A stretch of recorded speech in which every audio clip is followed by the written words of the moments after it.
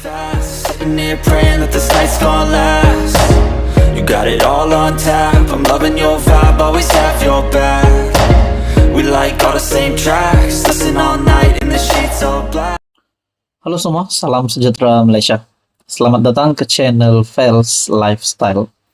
Info padu, info hangat disediakan di dalam channel ini.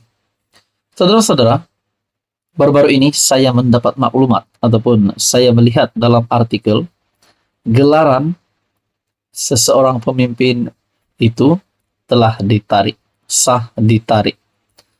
Nah, kita bercakap tentang gelaran. Sebelum ini, saya ada membuat persoalan berkaitan dengan gelaran Tun Mahathir, Tun Daim Zainuddin. Adakah gelaran mereka boleh ditarik sekiranya mereka akan didapati bersalah, khususnya berkaitan dengan isu Menara Ilham. Nah, saudara-saudara, yang terkini pula saya mendapat maklumat bahwa seorang pemimpin ini gelarannya sah ditarik. Ini pasti mengejutkan rakyat Malaysia. Dalam satu artikel daripada Malaysia Kini, Tengku Faiz dilucutkan gelaran Tengku Mahkota Kelantan. Artikel pada Januari 18.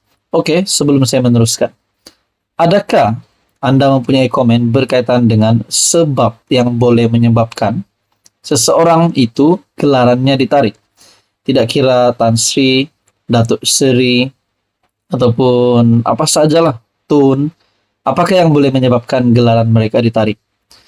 Kali ini pula artikel dari Malaysia Kini, Istana Kelantan menarik balik gelaran Tengku Mahkota yang dikurniakan kepada Tengku Muhammad Faiz Petra dan menganugerahkannya kepada Tengku Muhammad Fakri Petra yang juga Tengku Bendahara Kelantan.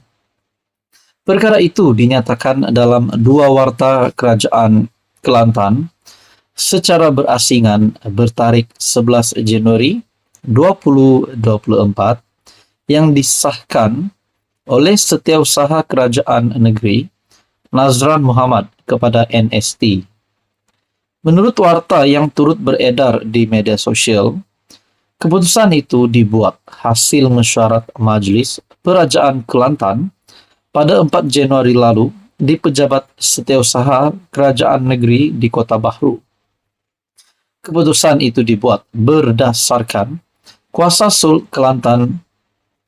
Sultan Kelantan Sultan Muhammad V bahwa pasal dalam kurungan 2 perkara 27 Undang-Undang Perlembagaan Tubuh Kerajaan Kelantan bahagian kedua yang dibaca bersama dengan Seksyen 27 Interpretation Act 1948 dan 1967.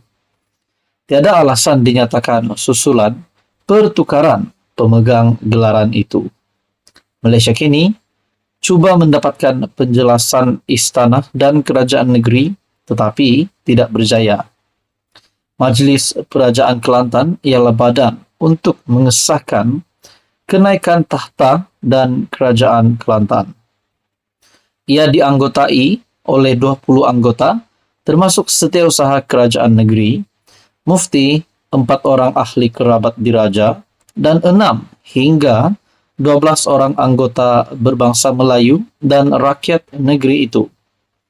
Tengku Faiz, putra kedua almarhum Sultan Ismail Petra, menjadi Tengku Mahkota dan sebagai pewaris takhta selama kira-kira 13 tahun bermula 18 Oktober 2010. Tengku Fakri, putra ketiga Sultan Ismail, pernah mencuri perhatian media selepas dilucutkan gelaran Temenggong dan semua anugerah pada 2010 oleh kekandanya Sultan Muhammad V. Baginda juga terlibat dalam kes mahkamah setelah menyaman Ketua Polis Negara sebelum ini, Ismail Omar, mendakwa ditahan secara salah pada 2009 di pekarangan Istana Mahkota Kubang Krian ketika sedang memandu kereta Bentley Brooklands. Selain itu, Baginda juga berdepan perang mulut dengan bekas istri Manohara Odelia Pinot dan ibu mentuanya Daisy Fajarina atas dakwaan mendera gadis warga negara Indonesia dan Amerika Syarikat itu. Kes bagaimanapun dibawa ke Mahkamah Tinggi KL dan Manohara serta Desi diperintahkan membayar ganti Rm 6 juta kepada Tengku Fakri dalam kes fitnah itu. Artikel Tengku Faiz dilucutkan gelaran Tengku Mahkota Kelantan. Nah, saudara-saudara, bagi saya ini pasti satu pelucutan gelaran yang mengejutkan ramai. Apa komen Anda? Teruskan bersama di dalam channel ini. Untuk info yang seterusnya, jangan lupa tekan butang like, share, dan juga subscribe. Halo semua, salam sejahtera Malaysia. Selamat datang ke channel Fels Lifestyle. Info padu, info hangat disediakan di dalam channel ini. Untuk Anda bawaan yang amat dihormati, sebelum ini kita mendengar nama bekas Perdana Menteri. Nah, berkaitan dengan penyalahgunaan dana Rm 700 juta yang melibatkan dua kerajaan yang lalu. Dan tempo yang disebutkan adalah pada tahun 2020 sehingga 2022, di mana pada ketika itu kita dapat menyaksikan dua Perdana Menteri yang mengangkat sumpah, yaitu Perdana Menteri ke-9 dan Perdana Menteri ke-8, yaitu Tan Sri Muhyiddin Yassin dan Ismail Sabri Yaakob. Kita juga tahu Ismail Sabri Yaakob sudah diambil keterangannya oleh SPRM. Tetapi persoalannya, di mana Rm 500 juta dana itu? Satu perkongsian daripada FB page Prajurit Bangsa, kemana hilang 500 juta zaman Abah, yaitu Muhyiddin Yassin sebagai Perdana Menteri, ketika Perikatan Nasional menjadi kerajaan dulu. Kecoh di media sosial tentang isu penyelewengan dana kerajaan sebanyak Rm 700 juta, apabila PDRM menyatakan terdapat laporan polis yang dibuat. Ia telah pun disahkan oleh Ketua Polis Daerah Wangsa Maju, Superintenden Asyari Abu Sama. Pengarah Komunikasi UMNO Datuk Lokman Nur Adam turut mengesahkan bahwa pegawainya telah membuat laporan berhubung perkara berkenaan di Balai Polis Setapak. Terbaru, SPRM mengesahkan bahwa siasatan terhadap penyelewengan ini telah dimulakan. Rm 700 juta yang didakwa diseleweng bukanlah satu angka yang kecil. Sewaktu zaman keluarga Malaysia, kos perbelanjaan publicity dikatakan ketika itu mencecah 200 juta. Tetapi penjenamaan dan publicity berkenaan keluarga Malaysia disaksikan sendiri oleh seluruh rakyat Malaysia.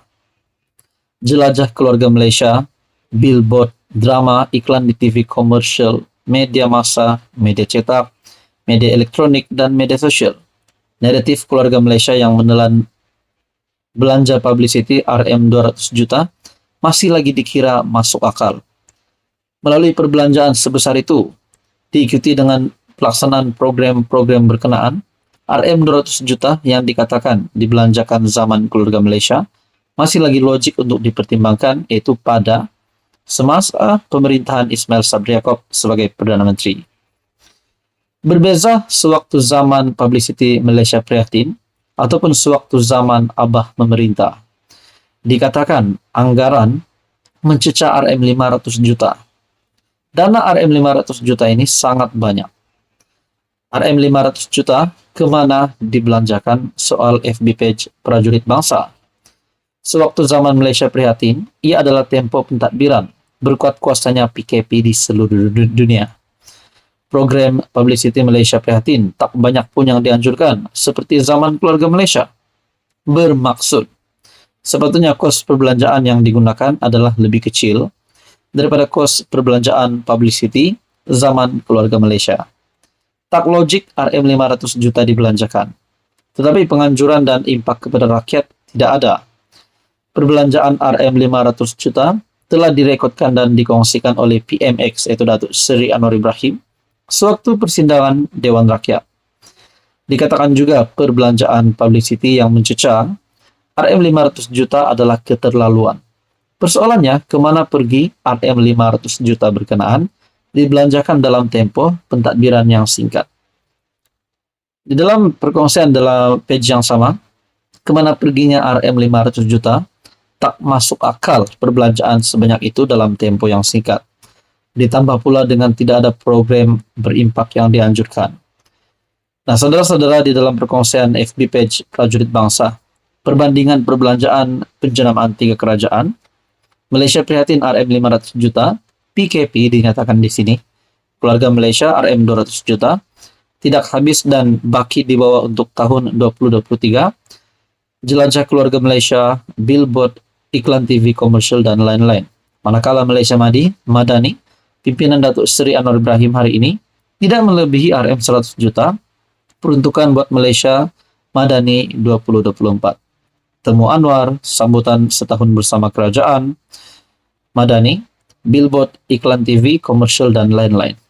Nah, saudara-saudara, apa komen Anda di sini? Adakah Muhyiddin Yassin sekali lagi akan didapati bersalah ataupun bagaimana? Teruskan bersama di dalam channel ini untuk info yang seterusnya.